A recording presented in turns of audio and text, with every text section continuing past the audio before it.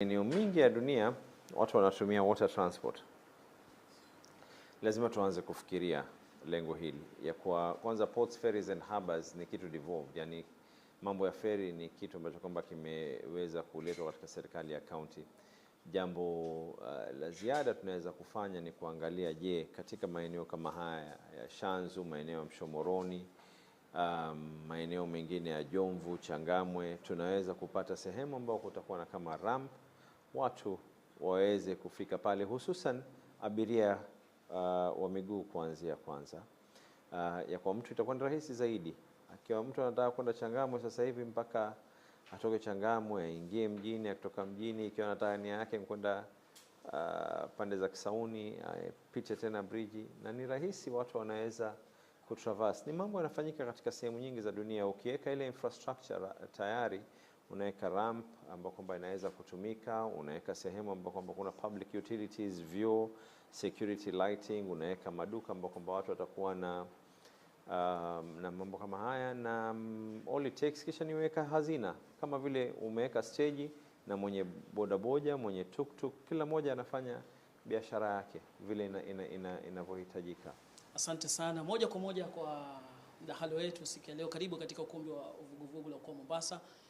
Hili ni vuguvugu ambalo limeshirikisha jamii, limeshirikisha watu tofauti tofauti ili kuhakikisha kwamba tunazungumzia masala mazima ya Mombasa. Na labda kwa faida ya mtazamaji aweze kujua Abdulsamad ni nani, amesoma wapi, na Abdulsamad amekuwa mbunge kwa mihula miwili. Siri ya kuwa mbunge kwa mihula miwili mpaka sasa hivi anaelekea gavana ni ipi? Abdulsamad Sharif Nasser, tuweze tu baada ya yote hayo tuweze tu kufika katika yale ambayo kwamba ni muhimu zaidi. Abdulsamad Sharif Nasser ni yule ambaye kwamba amekuwa mtetezi katika eneo bunge kwa muda wa miaka 10. Na mimi nashukuru kwa sababu yale ambao yanayofanywa na kwa Mombasa yanalingana na ajenda yetu ya kuwa ni lazima tuweze kufufua uchumi wetu. Hamna njia nyingine, ni lazima tuweze kufufua uchumi wetu vile unavyoweza kustahiki. Miaka 10, mwaka wa kwanza tulipigiwa kura, mwaka wa pili watu wakajitokeza kwa wingi zaidi. Panapo majaliwa, siku ni 18 kutoka hii leo, tukiraukia kesho itakuwa baki siku 17. Nina imani ya kwa watu watajitokeza kwa wingi zaidi wapige kura kwa upande wenye agenda, na baada ya miaka 5 hayo nitakuwa tumeweza kufanya lile linalohitajika. Nina imani ya kwa kura zitakuwa nyingi zaidi tena. Na bila shaka tutaona yale ambayo kwamba tunataka kuyaona katika Mombasa hii. Asante. Mheshimiwa, umekuwa mbunge kwa mihula miwili na umekuwa miongoni mwa wale wabunge, kulingana na vile tulikuwa tunafuatilia, umekuwa miongoni mwa wale wabunge ambao wamekuwa kipeleka miswada bungeni, kuchangia kwa wingi katika miswada, labda kupitisha sheria. Ni kitu gani ambacho, labda sheria zipi ambazo unajivunia sasa hivi unaweza kusema kwamba mihula yangu miwili kuna sheria hii nimeipitisha ambayo imeweza kuwasaidia wakazi wa Mombasa, Pwani na Kenya kwa ujumla? Kwanza kuna sheria kadhaa ambazo kwamba niliweza kuzipropose. Ya kwanza ni Kenya Merchant Shipping Act, kukataa that amendment iweze kufanywa ambao ilikuwa inajaribu kupeleka bandari kubinafsishwa chini ya usemi ya kwa wanajaribu revive shipping line. Ni msimamo wangu tangu na pale mwanzo, na ni msimamo wangu bado leo na kesho pia. Kutoka msimamo wangu ni huo ya kuwa bandari yetu ikae ni bandari yetu. Nashukuru sana, na licha ya kuwa iliregeshwa with presidential reservations, lakini still hata hivi tunavyozungumza haijaweza kutake effect kwa sababu ya yale ambayo kwamba tumeweza kuyafanya, na kuna baadhi ya mashirika yameenda kotini kuweza kuzuia masala haya. Pili, kuna nyingine uchumi.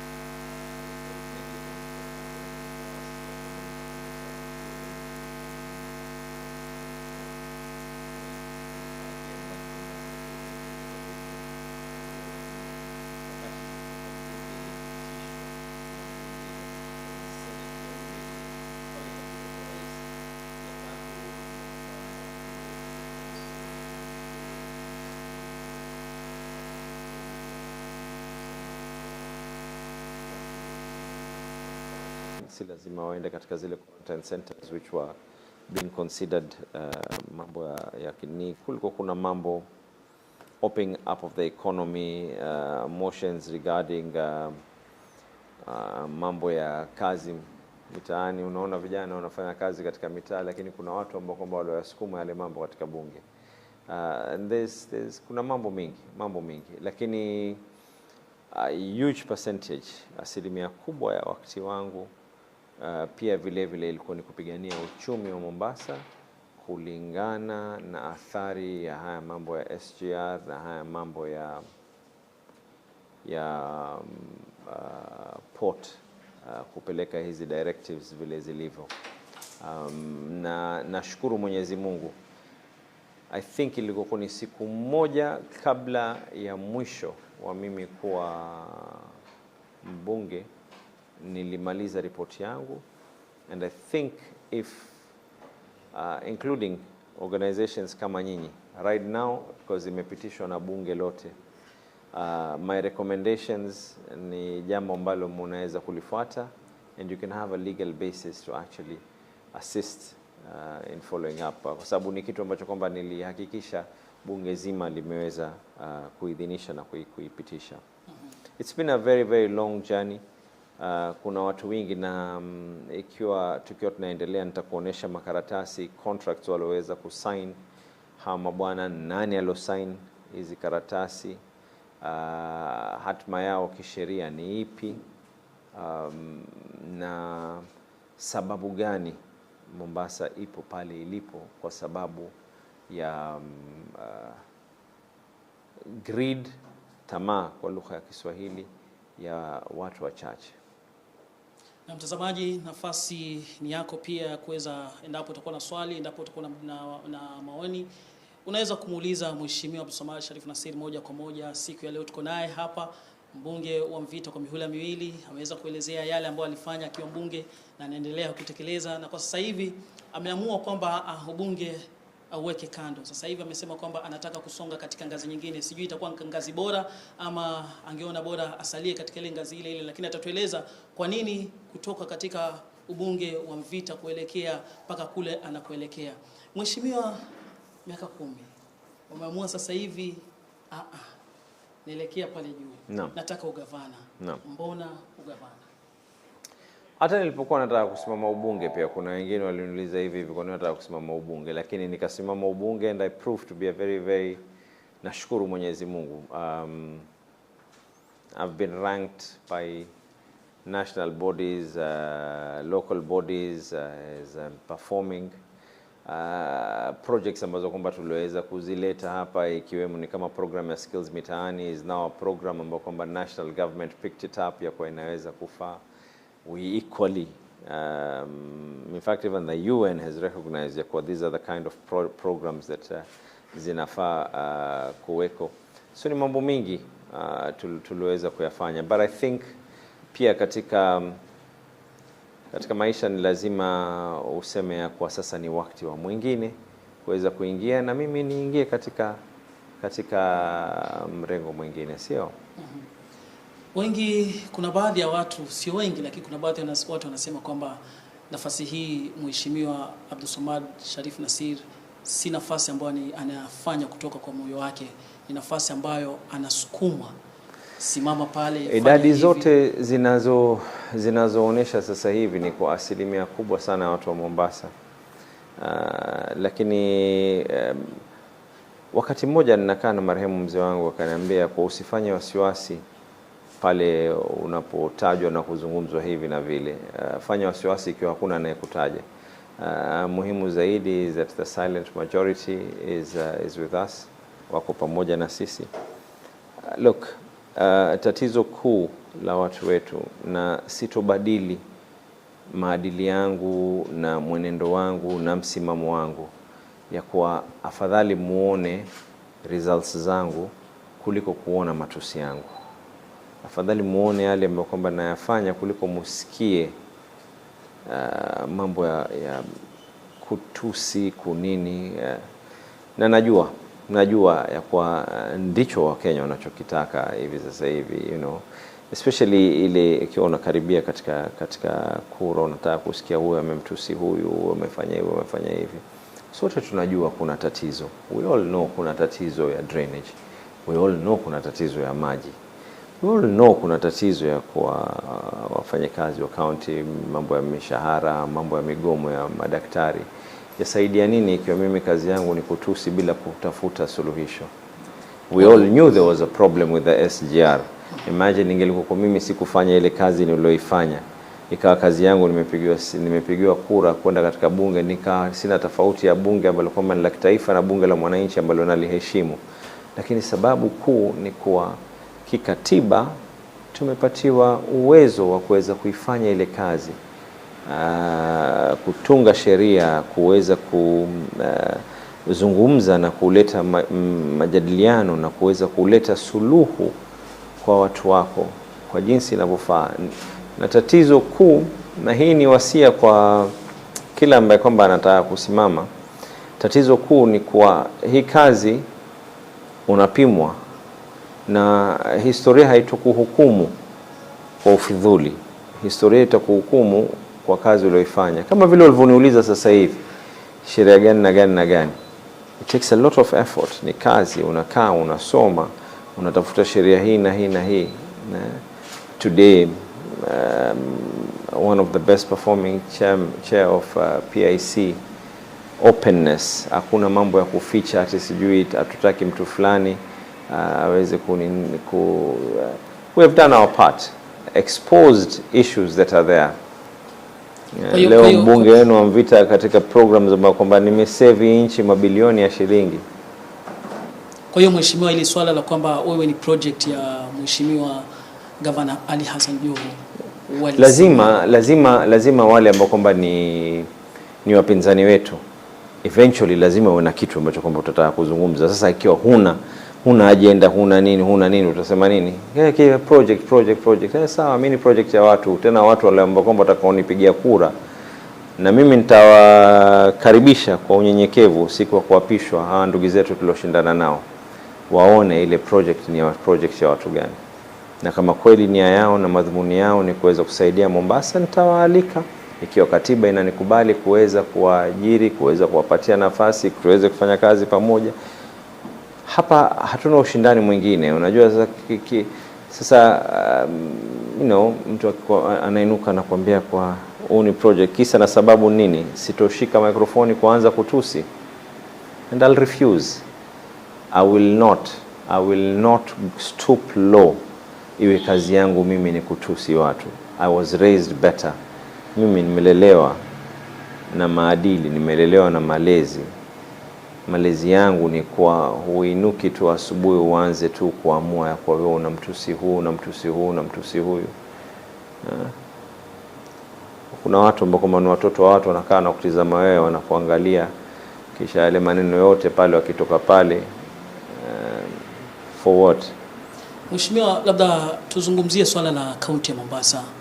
Kwanza kabla hata hujaendelea, ukweli utakuja kudhihiri. Hao ambao kwamba wenye kuniita project kwanza wamefaidi zaidi kutoka kwa Hassan Ali Joho kuliko mimi Abdul Somad Sharif Nasir.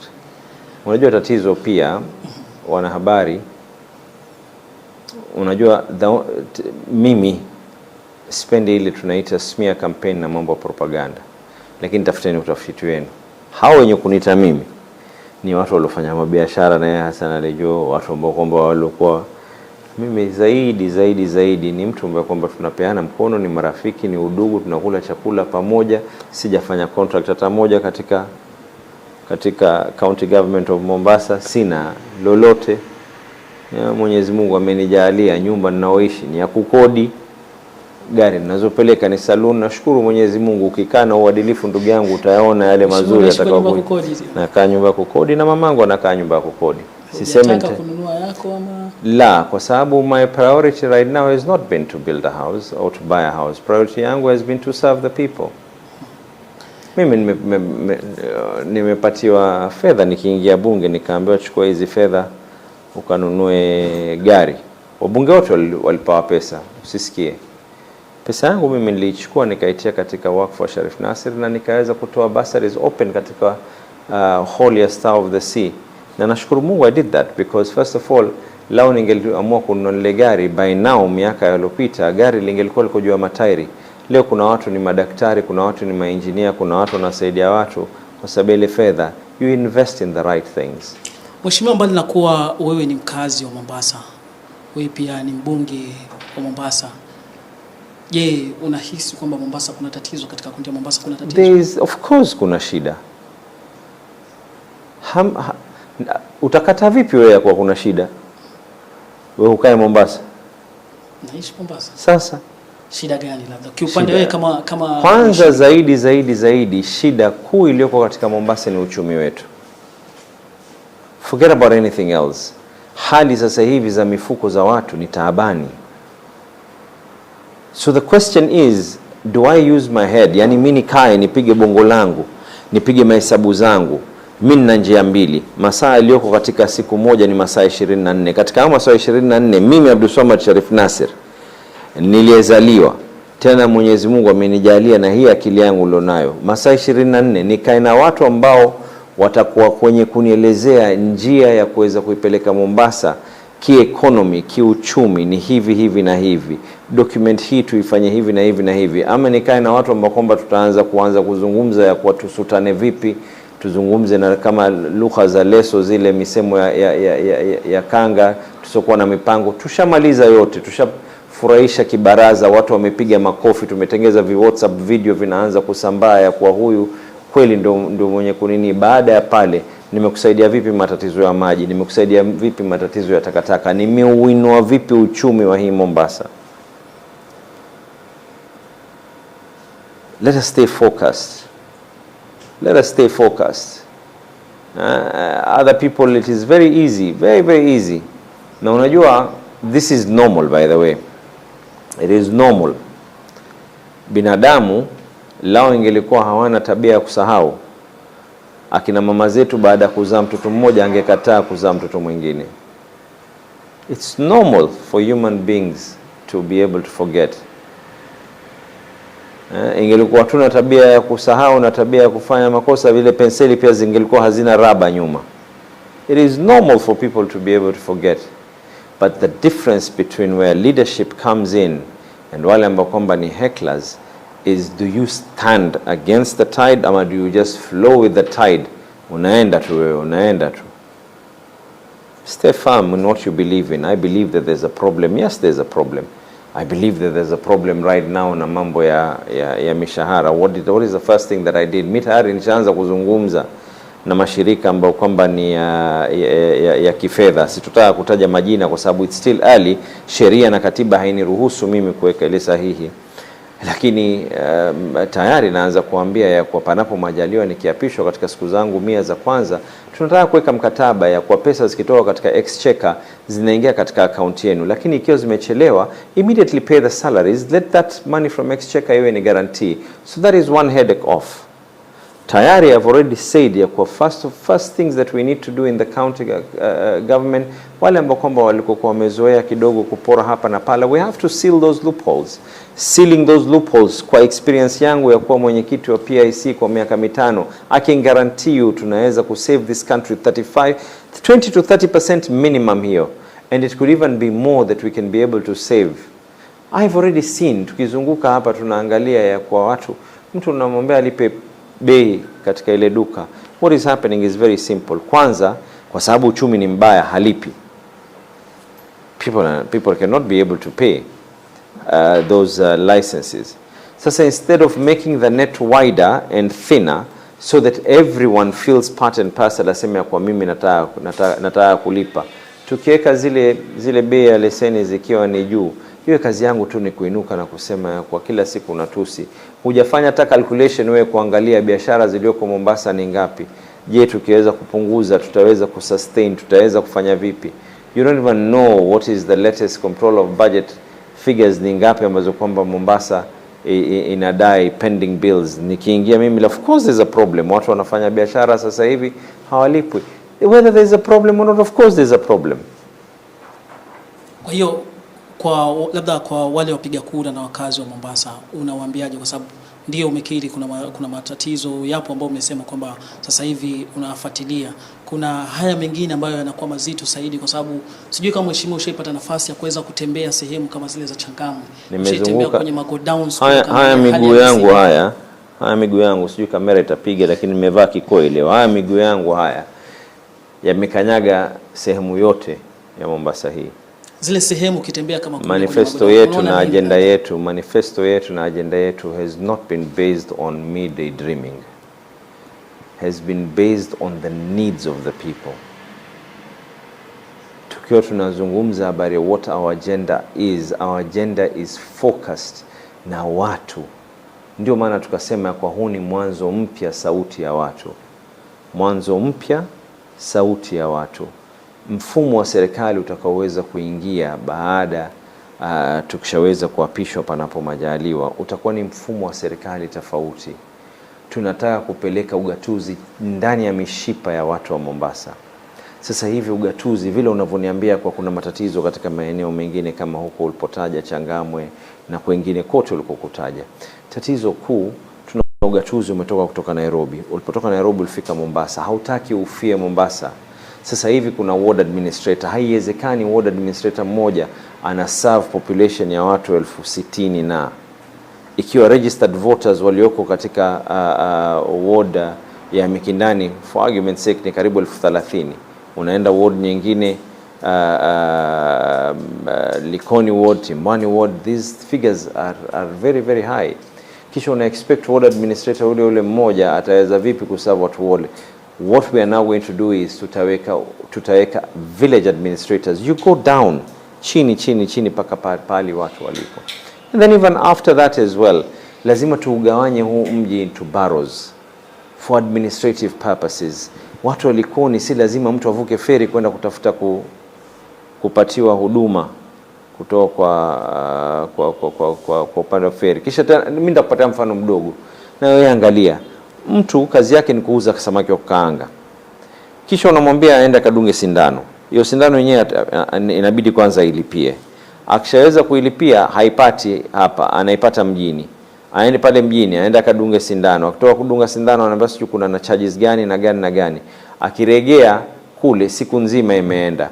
Hiyo gharama yote akiweza kuipiga hailingani na mapato vile anavyoweza kuingia. Rahisi ni vipi? Tuangalie njia, je, haya mambo yote fees zote ziweze kupunguzwa kwa ile. The role of government is not to make money. Role of government is not to make money. Role of government is to facilitate the lives of its people.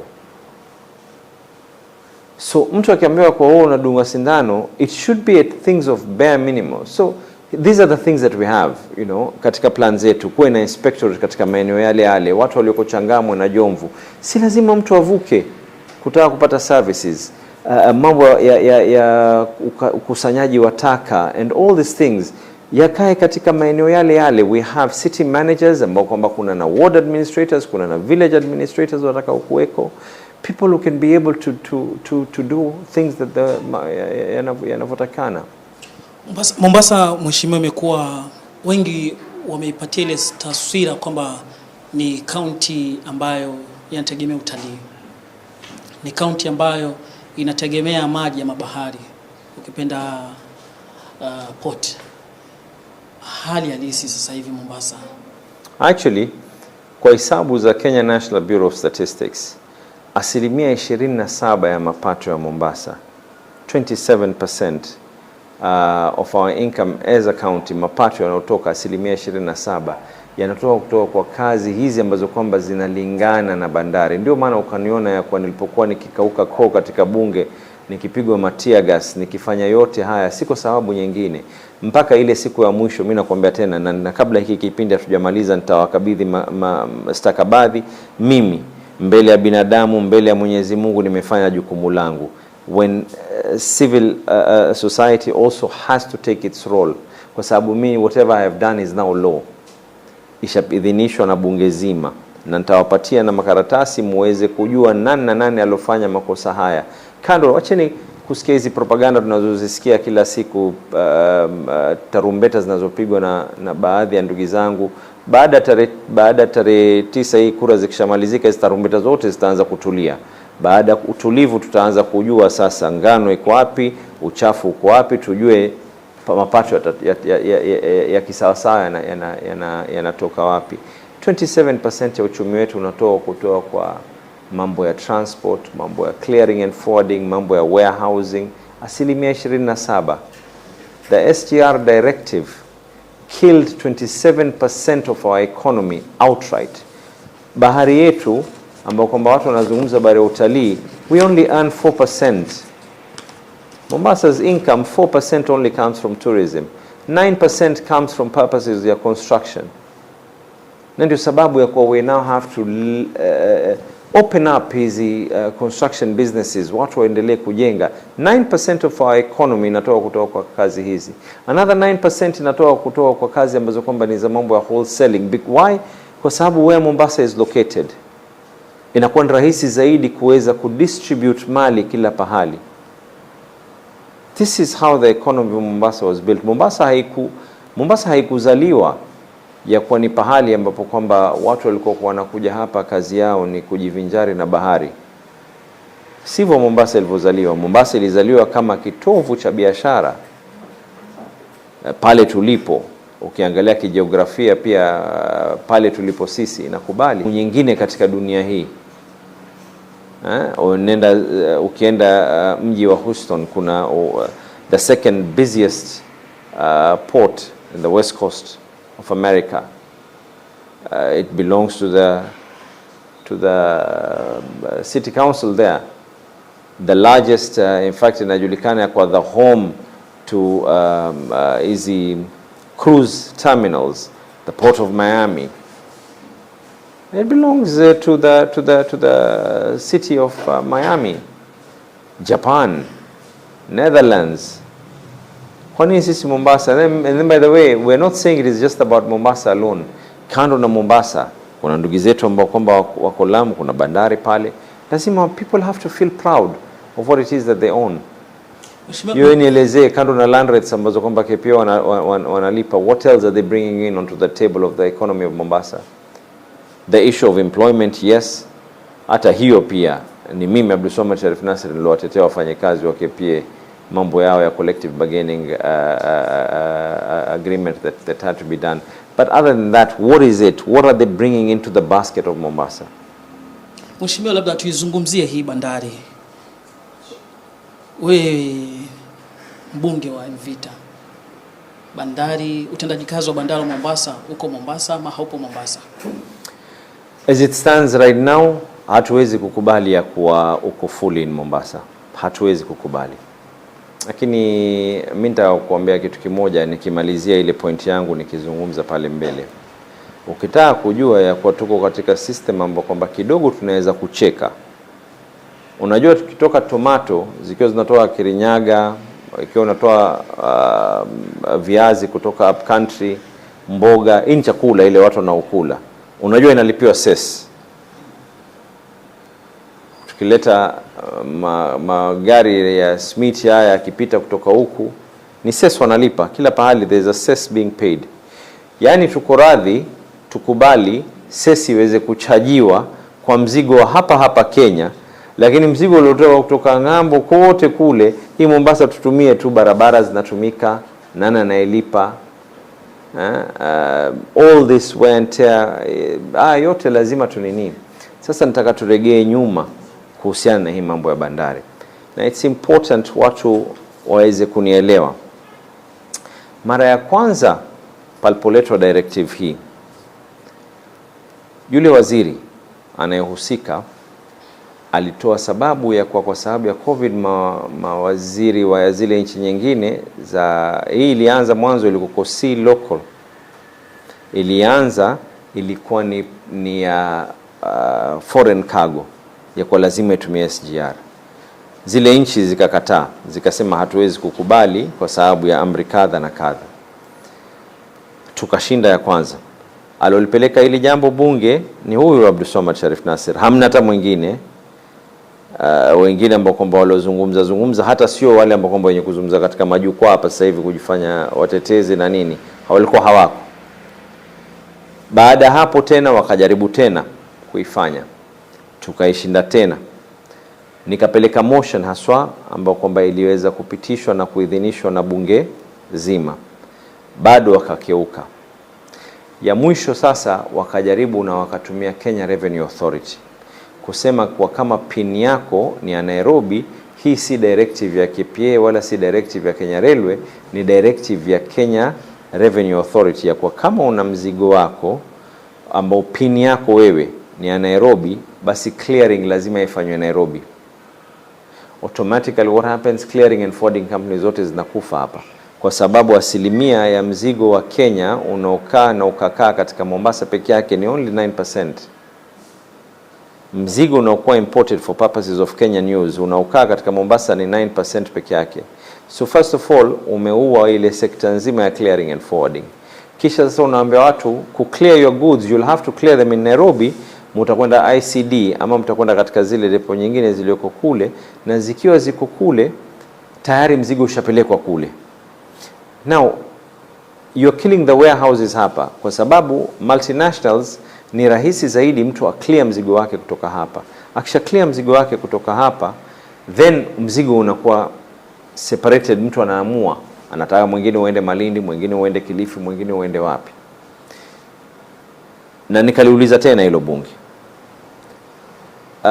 Tatizo kuu tulonalo na katiba ya sasa, ukiwa huna waziri anayeweza kuingia katika bunge, ni rahisi sana jamaa kuweza kukwepa. Wakakwepa. Mungu akanijalia, amenijalia nimekuwa mwenyekiti wa Public Investment Committee. Naomba hizo karatasi zilizo hapo mbele yako. Hizi hapa mama. Nani hizo? Ni hizo. Wewe uone sahihi, uone karatasi hivi nakumbuka. Uone saini za Kichina hizi. Nakumbuka yanayojiri katika mitandao na mdahalo wa juzi. Sijui mheshimiwa pia na wewe. Wacha nikuelezee mimi mambo midahalo, mimi kazi yangu ni kuwafanyia watu kazi.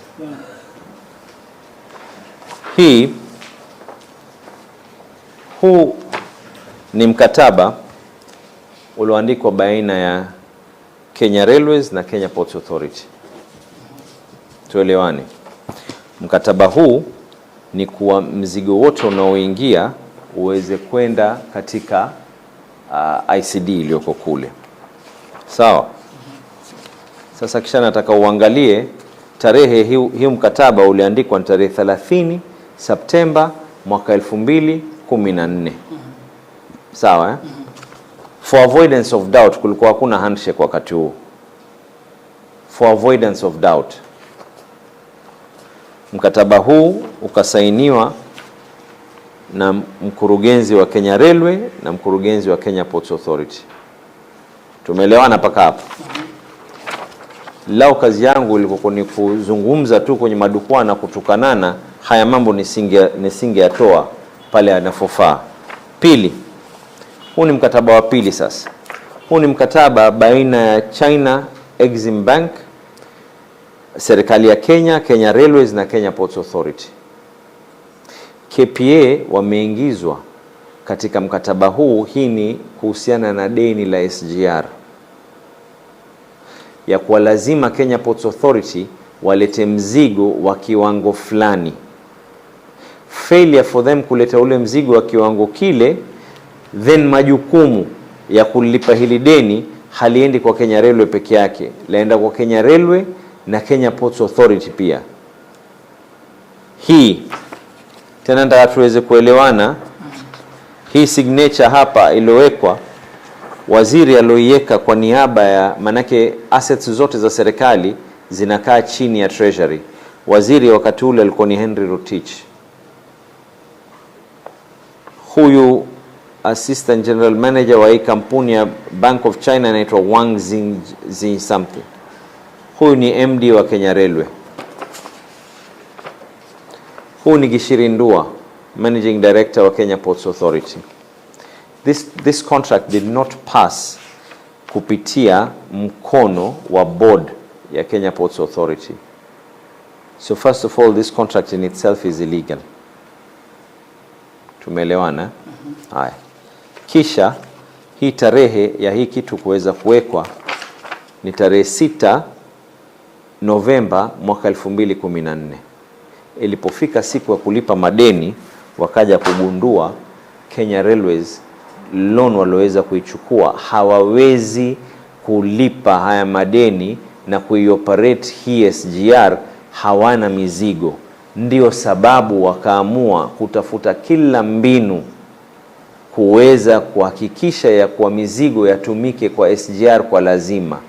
Kwa mujibu wa kufanya hivyo, wamefanya nini? Wameiua uchumi wa Mombasa. Narejelea tena kwa sababu la kwanza, la pili utasikia watu wanakuambia kwa sijui kuhusiana na mambo ya handshake. Haya mikataba yalisainiwa kabla kulikuwa na handshake. Tena mimi nasema wazi hapa kwa sababu nimeona kwenye magazeti ya kwa kuna wengine wanasema ya kwa wakishika power wataweza kutoa wazi hizi contract vile zilivyo. Hii contract ilivyo mbaya kwa Kenya Ports Authority, hii contract na nitawaachia. Hili si jambo ambalo kwamba ni siri, ni jambo nilolitable katika bunge. Kwa hivyo ni jambo ambalo kwamba ni dhahiri kwa kila mmoja, na nitawaachia hapa muweze kufanya utafiti wenu na kuzisoma.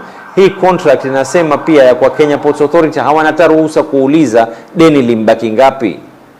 Mheshimiwa, tutalizungumzia kwa kina swala hilo. Mtazamaji, unao nafasi ya kuweza kuuliza swali moja kwa moja. Naona tayari baadhi ya maswali nimeweza kuyapata hapa. Ni mheshimiwa wa... Kabla hujaendelea, naam, ili tuweze kuelewana, hii ni document inayoelezea ya kwa approve for tabling tarehe 31 mwezi wa 5 mwaka 2022. Hii hapa ndio signature yangu. Anaitizama, mimi si tajiri, kwa hivyo hata akiitafuta hii signature hapati kitu benki. Hii signature yangu mimi, Abdulswamad Sharif Nasir, kwa niaba ya bunge, mimi huyu mtoto wa kuzaliwa Mombasa ndiye ambaye kwamba niliweza kuyafanya haya. Kisha sasa nitakaoisome hii ripoti nilivyoandika mimi ambayo ilokubalika na bunge zima. So this has now become law. The National Treasury should renegotiate the entire payment arrangement with a view to discharging KPA from the contract and replace it with Kenya Railway Corporation. Kwa Kiswahili, National Treasury iende kazungumze na hawa China ya kwa KPA watolewe katika mkataba huu. Pili, tuangalie njia tutalilipa, kwa sababu hatuwezi kuanza kutoa recommendation ya kuwachukueni reli yenu. Reli is here to stay. Pili, EACC should investigate the signing of the payment arrangement with the approvals from KPA and the cabinet with a view of charging wale watu ambao kwamba walofanya mambo haya. So unajua mimi nashindwa. And by the way, even when I was arguing my case in parliament, wako wapi hawa ambao kwamba wanaojiita wao walikokuwa wao ndio watetezi? Why were they not there hata kukohoa ama kuchemua ndani ya lile bunge? Why were they not there? Mheshimiwa, tutazungumza kwa kina masuala kama hayo. Mtazamaji, ni mahojiano moja kwa moja na mgombezi wa kiti cha ugavana katika kaunti ya Mombasa kupitia muungano wa Azimio, chama cha ODM, Abdulswamad Sharif Nasir, ambaye pia ni mbunge wa Mvita kwa miaka 10 sasa hivi. Tunazungumza naye moja kwa moja katika mahojiano yetu haya katika ukumbi wa Okoa Mombasa, ambapo unafuatilia moja kwa moja. Endapo ungependa kumuuliza swali katika ukumbi wake wa Facebook, unaweza kwenda pale moja kwa moja Abdulswamad Sharif Nasir. YouTube utampata kwa AS Nasir, Twitter utapata A_S_Nasir, ambapo utaweza kumuuliza swali moja kwa moja katika ukumbi wetu siku ya leo. Ni vuguvugu la Okoa Mombasa ambalo hatuegemei upande wowote wa kisiasa. Tunazidi kusisitiza mtazamaji swala kama hilo, hatuegemei upande wote wa kisiasa, na bila shaka tutapata nafasi ya kuweza kualika wagombezi wote wa gavana katika ukumbi wetu waweze kuzungumza wazi na wananchi. Hii ni nafasi ambayo wanazungumza wazi na wananchi ili waweze kueleza manifesto zao, waweze kueleza kinagobaga masala ambayo yanawaathiri wakazi wa Mombasa. Leo hii naye mgombezi wa muungano wa Azimio, Abdulswamad Sharif Nasir. Mheshimiwa, labda niweze kuuliza maswali mawili matatu ambayo yameweza kuulizwa na wananchi hapa. Kuna mmoja anaitwa Fred Okado ameweza kuuliza, why did he skip the gubernatorial debate by KTN and cost CSOs on July 16th 2022? First of all, skipping something means I was in agreement. I never confirmed my attendance. as a matter of fact, Natana, I want to make this very, very clear. The media house was informed that you have used my image without my consent. Huwezi kunipangia maisha yangu ukaniambia ya kwa wewe lazima uje time hii na time hii na time hii. I never ever agreed, and they were even informed that I was not going to be able to attend. Lakini nitakwambia kwa nini they used my picture. Siko ubaya, but they had to get clout out of it. Kwa hiyo swali ni kwamba mbona haukuhudhuria mheshimiwa? Kwanza kazi yangu mimi, I mean with all due respect, siko ubaya. I have a 10-point agenda. I'm selling my agenda to the people. Mimi Abdul Samad Sharif Nasir, I have clearly explained my agenda in my manifesto. Now please, dear Lord, yani mimi nimeomba Mungu kweli kweli, nikaanza kujiuliza tunaenda kudebate na watu. Mtu nimuuliza ule mwenye kunipigia simu mwanzo, nikamwambia nani, yeye mwenyewe hajui hata majina ya baadhi ya wengine ambao kwamba I'm meant to debate with them. Tuenda kudebate nini kule? Why could they not moderate it in a proper way and say that this is the moderation, the way it has to be? You cannot all be, at least tell me that this is the agenda that this person has. This is the manifesto that this person has. So when you debate on facts. Ya kwa wewe unashindana na mimi kwa sababu ya jambo fulani. Lakini surely and then what, and I'll not press charges, I'll not even write a letter kuweza kulalamika wala nini. I will let it be. I know that they tried to use but all I'm saying it was ethically wrong. Huwezi kutumia picha ya mtu haswa ikiwa mtu ameshakwambia ya kwa I will not be able to attend. And it was very easy, by the way, mimi kusema ya kwa alikuwa niko safari sitoweza. But I won't lie. I needed to know who it is that, and the thing that, yani ile siku unapigia mtu simu unamuuliza, yeye mwenyewe hajui hata ule mtu ambaye kwamba anaenda kudebate naye, jina lake anilisahau. Do you know how many candidates are vying in Mombasa? You, right now, I'm asking you. Kwa majina ama kwa namba? Unajua kuna wangapi wanaosimama ugavana? Nawajua. Nitajie majina. Zaidi, naweza kusema zaidi ya 4. Nitajie. Ni zaidi ya 4 zaidi. Sasa you tell me please, you are asking me to go and debate with people that even you people don't know their names. Kwa hiyo kwako wewe unasema kwamba ulikuwa utaenda pale kuongea na watu sio wajua. At least angalia vile ilivyofanywa ile ya Nairobi. Yako tunajua ya kwa huyu anazungumza hivi, huyu amelaunch manifesto yake ni hivi na hivi. Mimi nakuuliza wewe si unanihoji mimi, unaniuliza kwa nini sikwenda ku debate. Mimi nakuuliza wewe, unawajua hao nilikuwa nafaa kwenda ku debate nao? Hili swali ambalo nakuuliza kwa faida ya mtazamaji ambaye ameweza kuulizaje. Sawa, sasa kwanza wewe mtazamaji mwenyewe pia pengine hata tukimuuliza hajui hata tunakwenda ku debate nao. Wewe nimekuuliza, wewe umenitajia 4. Nitajia hao 4 unawajua wewe wenye kuvaa ni nani na nani? Shida si kwamba utajue jina baada ya mwingine. Nakuuliza, kubali tu huwajui. Hata kama si wajui na wajui. Hawajui huwajui. Wewe mbona huku? Namna gani bwana? Swala hili. No, let me tell you. Kwa manufaa ya wananchi wa. Wacha nikwambie siku moja. Huu mji unahitaji let us have focus, Mambo ya side shows ya kwa sijui kwa nini huyu hakuja hapa. Sawa, sikuja. Yamaanisha nini? Mimi nimekuuliza swali moja tu na mimi nimetoa sababu zangu. Sababu kuu baada ya kuzungumza na mtu unamuuliza mimi naenda kushindana nani? Yeye mwenyewe ambaye kwamba analifanya hili jambo hawajui. Lakini ilikuwa faida ya wakazi ambao na sasa hivi katika hali unajua kuna mambo mawili. Kuna mambo ya kujipeleka pahali iwe ni gumzo mtaani na gumzo katika vibaraza, ama kuna jambo mnajadiliana ya kwa unajua unajadiliana nini. Katika sheria pia za kujadiliana muna zile ambazo kwamba mnazieka ya kwa wewe msimamo wako ni huu.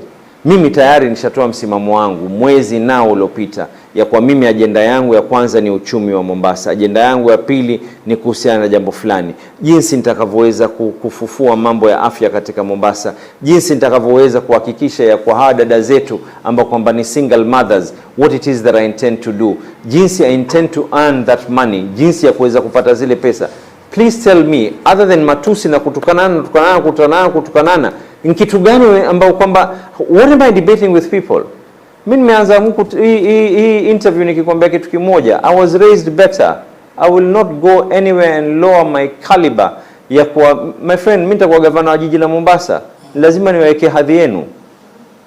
Swali lingine nimeweza kuulizwa hapa na Ops Lea na kuuliza una mpangilio gani kwa walemavu? What plans do you have for the disabled at Mombasa? Oh, by all means, excellent question. Lakini kwanza, all my boards nilipokuwa mbunge, all of them had a representation of disabled.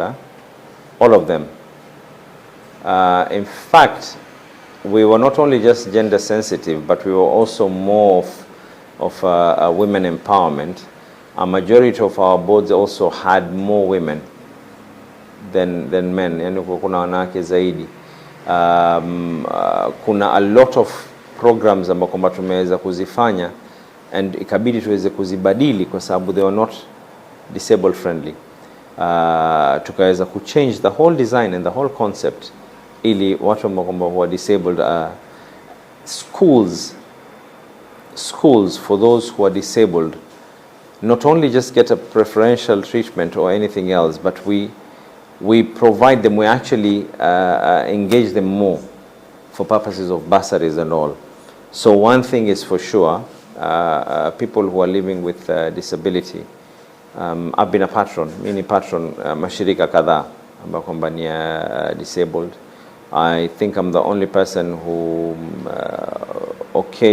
every single time kukiwa kuna functions zao, I'm always on the forefront. So by all means, I've always been there and I will always continue being there. This time round itakuwa ni kikatiba. They will have their fair share in the county government. Labda niweze kuhusia masuala mengine hapa kwa haraka. Kuna Mesha Abdullah Razak ameweza kuuliza mheshimiwa atashughulikia vipi swala la garbage katika kaunti ya Mombasa na masuala mazima ya drainage system. Na swali lingine kutoka kwa Kasim Walid anauliza endapo mheshimiwa Abdulswamad atakuwa gavana, atashirikiana vipi na mashirika kutetea haki za kibinadamu kuhakikisha kwamba wanafanya kazi kwa njia iliyo sawa? Tuanze la kwanza kuhusiana na mambo ya umeuliza habari ya takataka na pia na nini tena? Swala la drainage system. The drainage system. One, lazima tuweze kukubali hizi drainage systems zilizoko sasa hivi, mabomba haya ya maji ya sewage yaliyoko sasa hivi, you know, these things zimejengwa mwaka 1900 kama sijakosea 50 na kitu. Sasa wakati ule population ya Mombasa ilikuwa ni 160,000. Sasa hivi population ya Mombasa ni 1.2 million.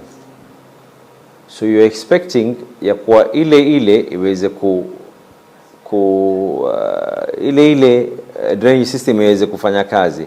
One, it cannot work. Lazima we have to ensure kwanza hizi nyumba zote mpya zinazojengwa, we will ease it for you, we will open licenses watu waweze kujenga, lakini watu wakijenga ni lazima nyumba zote kwanza ziwe na biodigesters. We have to move with the time. Tukiweka biodigesters tunapunguza ile load ambayo kwamba inafaa kwenda katika ile sewer system. Secondly, we might be forced to put up community biodigesters kwa area ambazo kwamba tayari kushajengwa, ambao kwamba nyumba zote zitakuwa zina connect into those community biodigesters. But in the long run, we are definitely in fact, again, sitoweza kuanza kuzungumza ni nani na nani, wala sija confirm ya kwa nimeweza kusecure kama vile nilivyo secure ile ya financing ya wafanyikazi, but we've already started talking to foreign bodies ambazo tunajaribu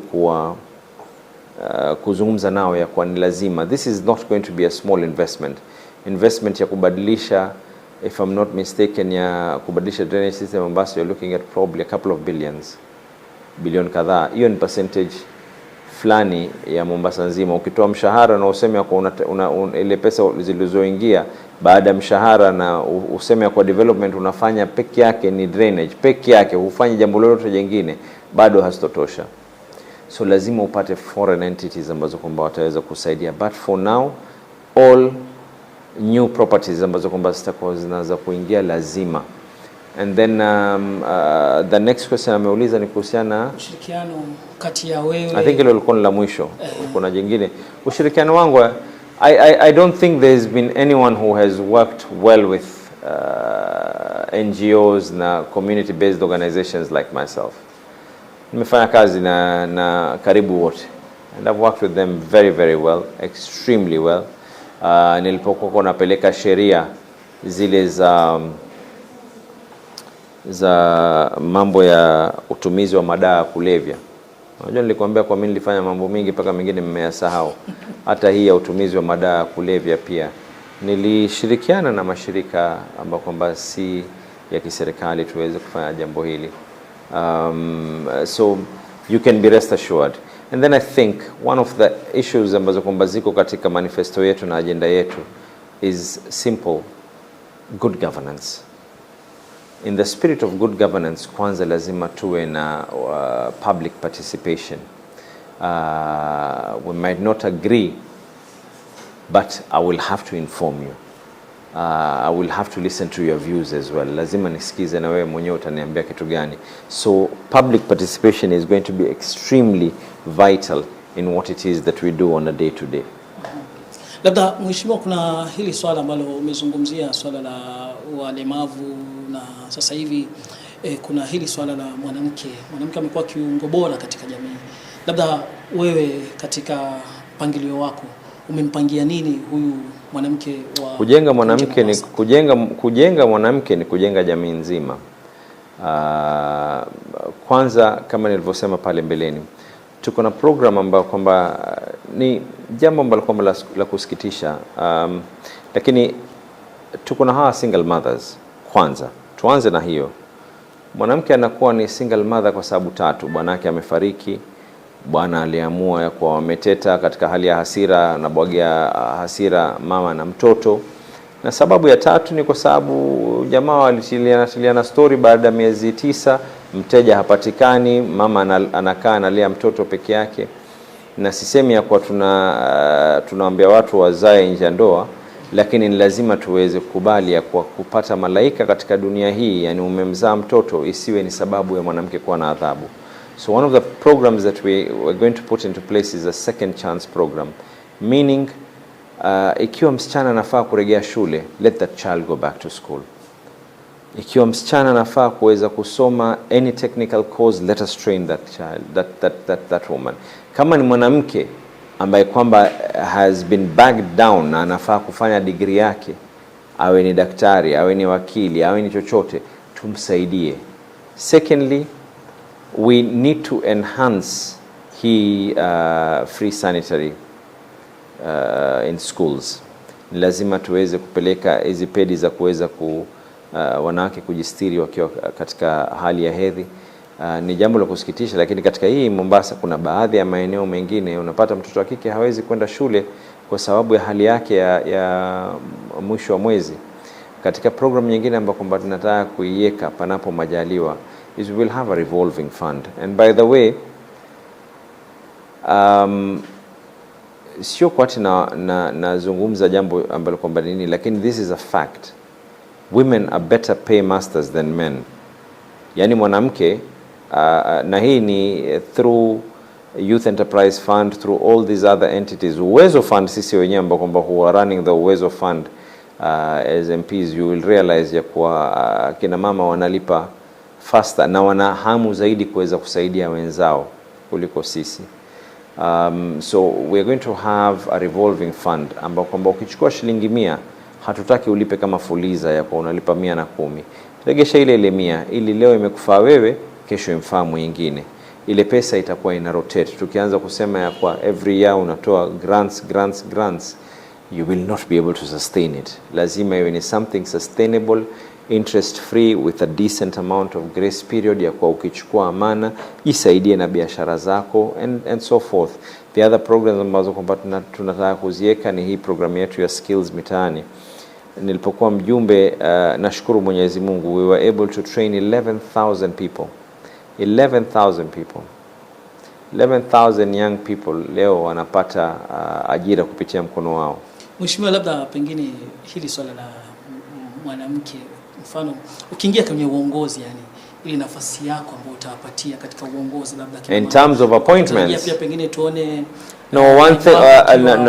one thing ambao kwamba nimetangulia kusema pale mbeleni ya kwa appointments zangu hata sasa hivi,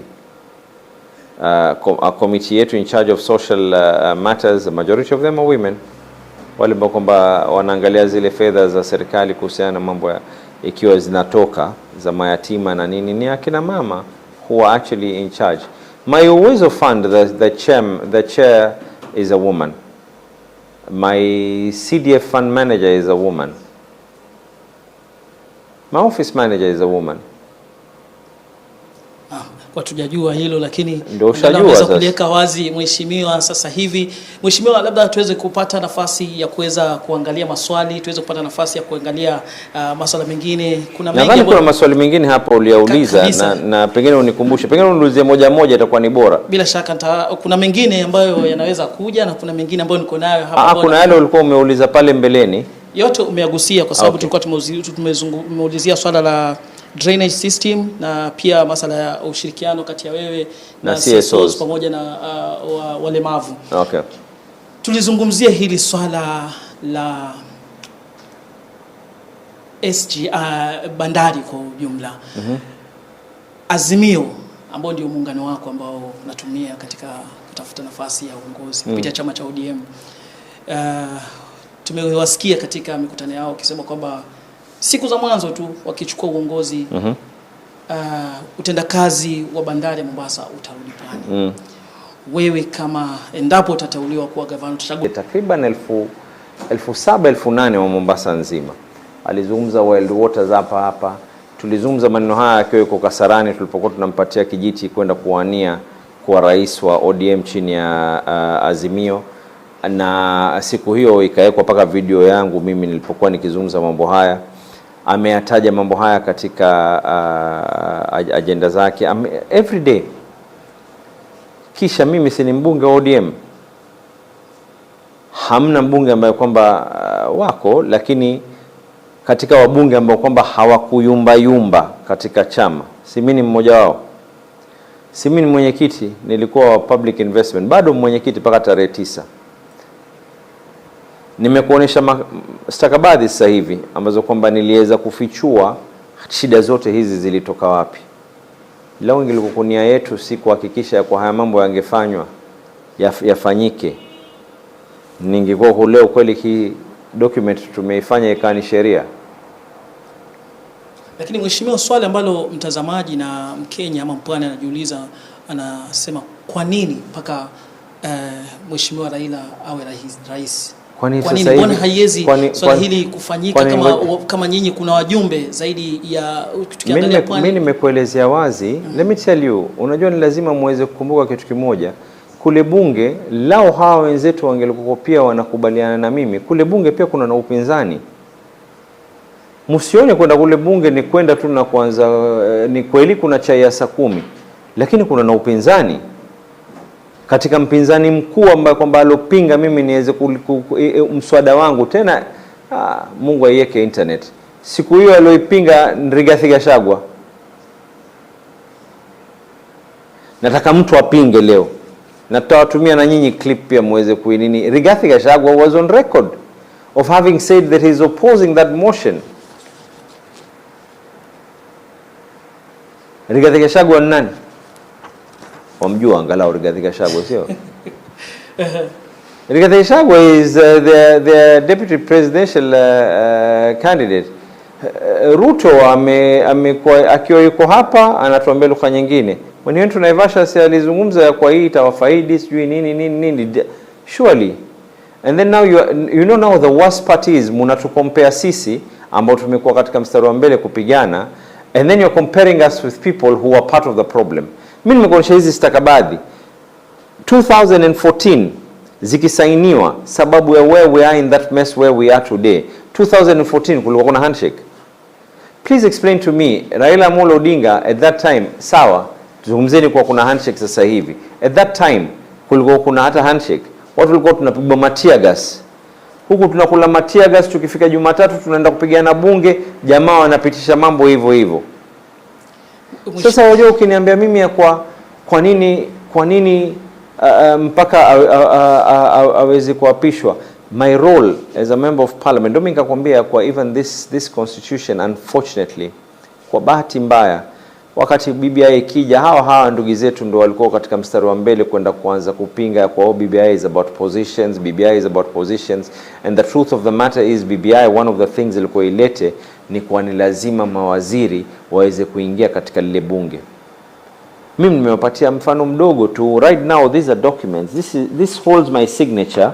This was approved for tabling. Hii ni kitu ambacho kwamba ilojadiliwa katika bunge. Hii ni kitu ambacho kwamba bunge zima iliidhinisha na ikaipigia kura na ikaweza kuikubali. Right now at any given time, si mwaka huu, miaka 2, 3, 4, 5, this still remains as law unless kuna mtu atakaye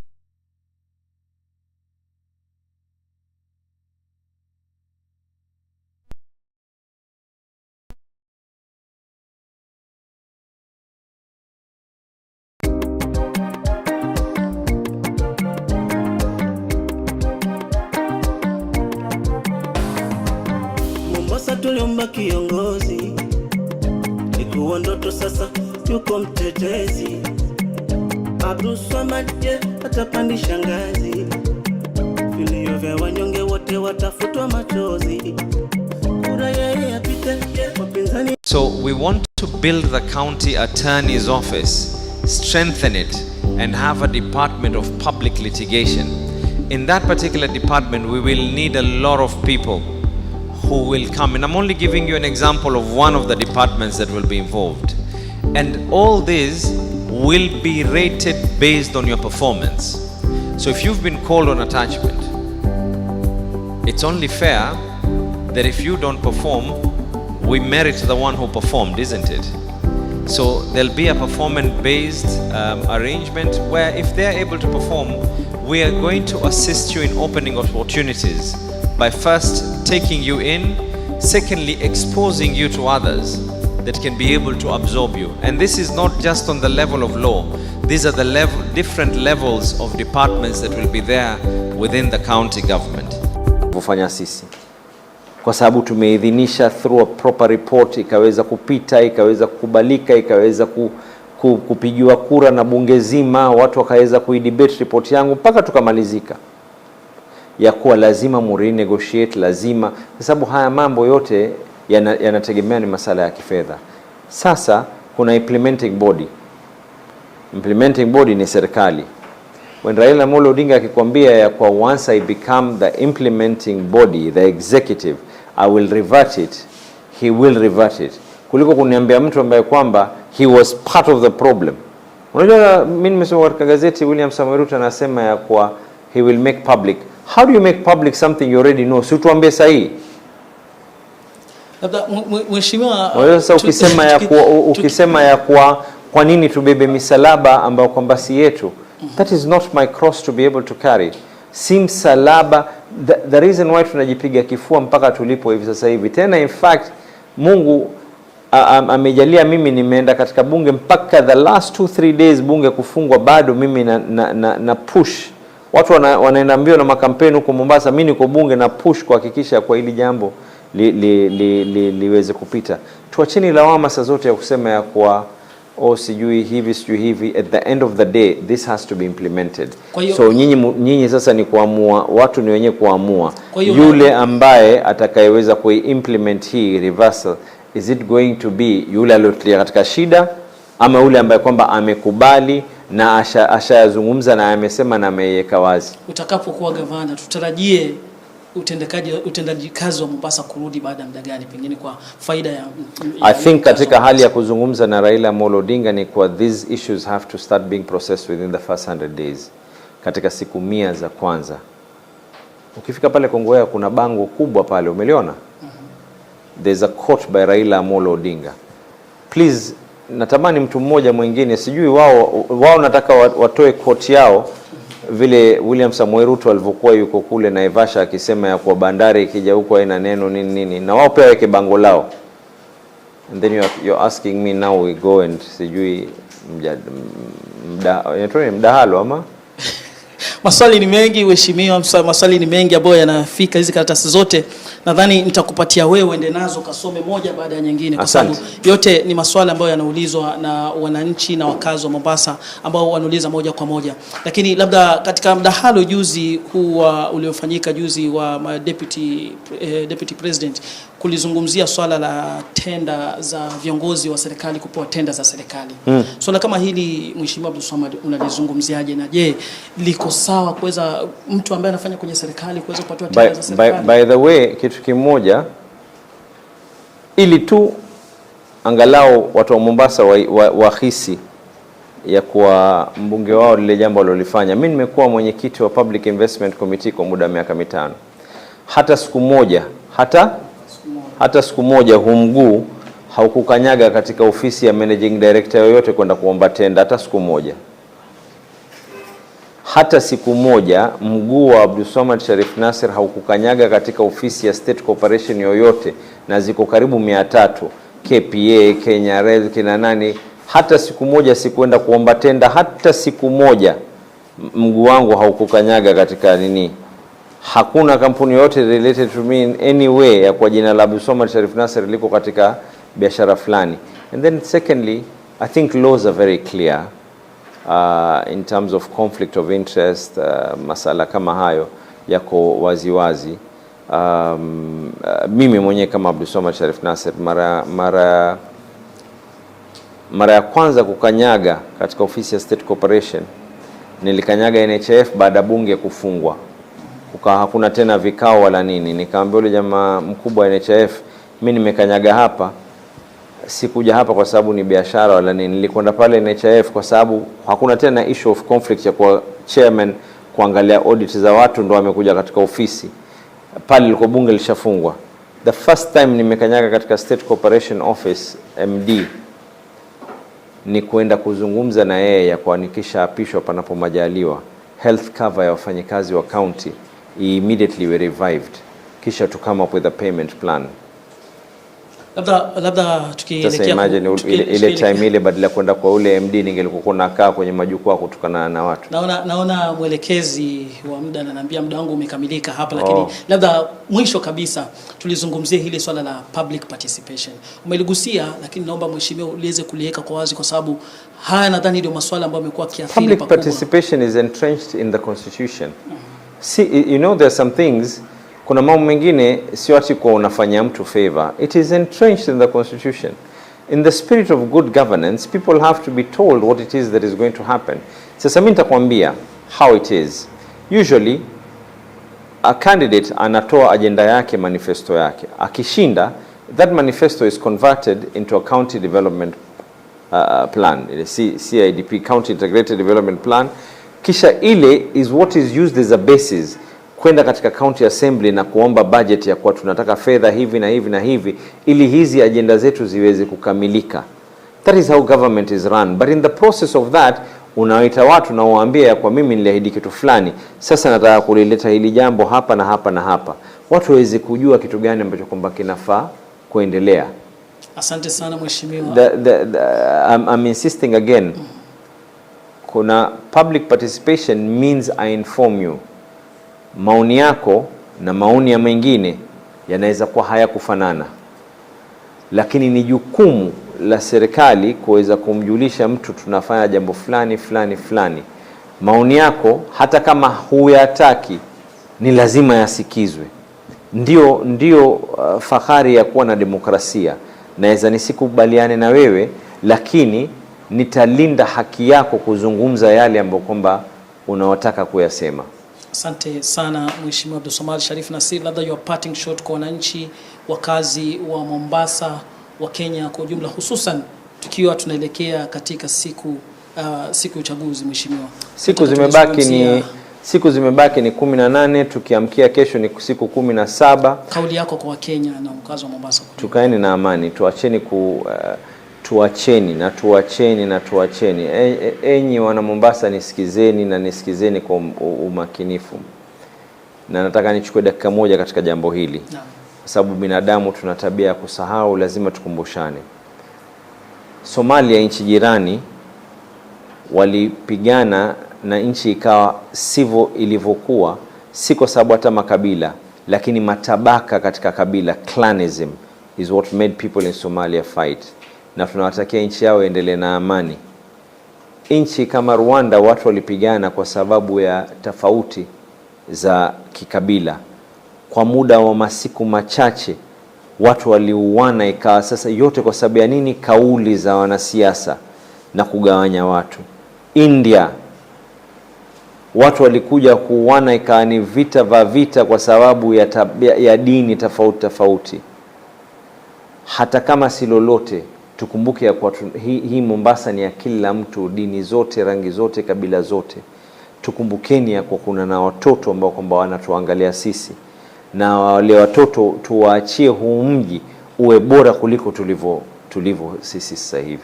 Watoto tuachie mji uwe bora zaidi kuliko vile sisi tulivyo. Asante sana Mheshimiwa Abdulswamad Sharif Nassir. Lakini kabla uweze kuondoka, vuguvugu la Okoa Mombasa huwa tuko na pledge hapa ambayo tutakuwa tunafuatilia masala mazima ya yale ambayo tutakuwa tunafuatilia, na endapo Mwenyezi Mungu akujalia kuweza kuingia katika uongozi, tutakuja tena tuweze kukaa na uweze yale ambayo tumekubaliana hapa, yale ambayo utakuwa umepangia kwa Kenya, tuweze kuhakikisha kwamba tunaweza kuyafuatilia na bila shaka tuweze kukuweka katika ule wakati. Ukubali tukukumbushe, umeiweka hivi jamaa za kuona tuuza Mombasa. Kubali tukukumbushe kwamba kuna dhamana ambayo umechukua kwa wakazi wa Mombasa. I think these are very very straightforward, ili watu waweze kuelewa ni kitu gani ni only sawa. Public participation, let the public be informed what I'm signing on.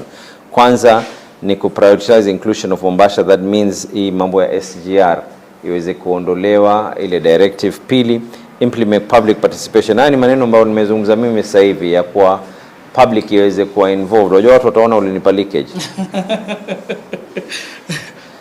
Tatu ni mambo ya transparency, justice for SGR's extensive failings.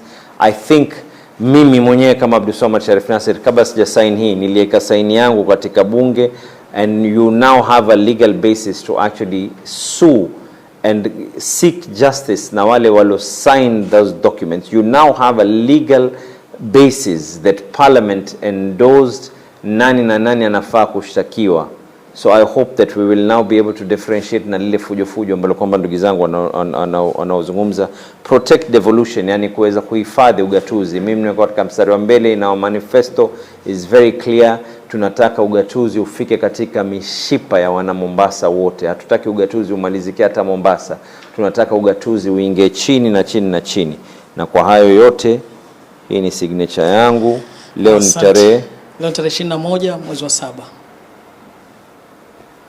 Na bila shaka pia gavana mtarajiwa, nitakupatia maswali ambayo yameweza kuulizwa, wale ambao tumeweza kuyanakili yote nitakupatia uweze kwenda nayo, na ukipata nafasi kwenye mtandao uweze kuwajibu wananchi, kwa sababu wanataka kujua yale ambayo wameuliza kweli yamejibiwa. Kwa hiyo naomba tafadhali uweze kupata nafasi. Asante sana. Asante sana Mheshimiwa Abdulswamad Sharif Nassir kwa kuweza kuwa katika ukumbi wetu wa Okoa Mombasa. Mtazamaji, yote ambayo yamejiri hapa, ukumbuke vuguvugu la Okoa Mombasa si vuguvugu la kisiasa. Ni vuguvugu ambalo linampa nafasi mfanya biashara, mwanasheria kuachia hizi karatasi. Hii ni uthibitisho ya kuwa iliweza kuwa table katika bunge. Asante. Hii ni signature ya mbunge wenu Abdulswamad Sharif Nassir. Asante. Signature yangu ya mwisho kuisign katika bunge ndio hiyo. Signature rahisi sana hii. Hii ndio ile page inaozungumza ya kwa sheria inaofaa kutumiwa ni gani na gani, na kwa watu waweze kupelekwa katika EACC. Asante. Huu ni mkataba uliosainiwa baina ya China na serikali ya Kenya, Kenya Railways na Kenya Ports Authority. The drafting of this was done, the signing of this was done in 6th November 2014. Haya ndio yaloanzisha shida tulonazo. Hii ni karatasi baina ya Kenya Railways na KPA kuhusiana na kupeana mzigo. Hii ni karatasi iliyosainiwa tarehe 30 Septemba mwaka 2014, na sisitiza tena kulikuwa hakuna handshake, hakuna lolote. Tulikuwa tukinini, kwa hivyo watu waongee ukweli. Tuache Asante sana na hii nadhani ni kopi yangu. Asante sana Mheshimiwa Abdulswamad Sharif Nassir. Mtazamaji, kufikia hapo tunakamilisha mahojiano yetu ya moja kwa moja. Shukrani sana kwa fundi mitambo ambao wameweza kuhakikisha matangazo haya yanakuwa moja kwa moja. Panapo majaliwa tutakuwa tunawaalika viongozi tofauti na kesho huenda tukawa naye Daktari Kingi katika ukumbi kama huu, waweze kila mmoja atazungumza yale. Salamu zangu sana, inshallah zitafika salamu zako. Kufikia hapo, mimi ni Ismail Zema, nawatakia usiku mwema inshallah.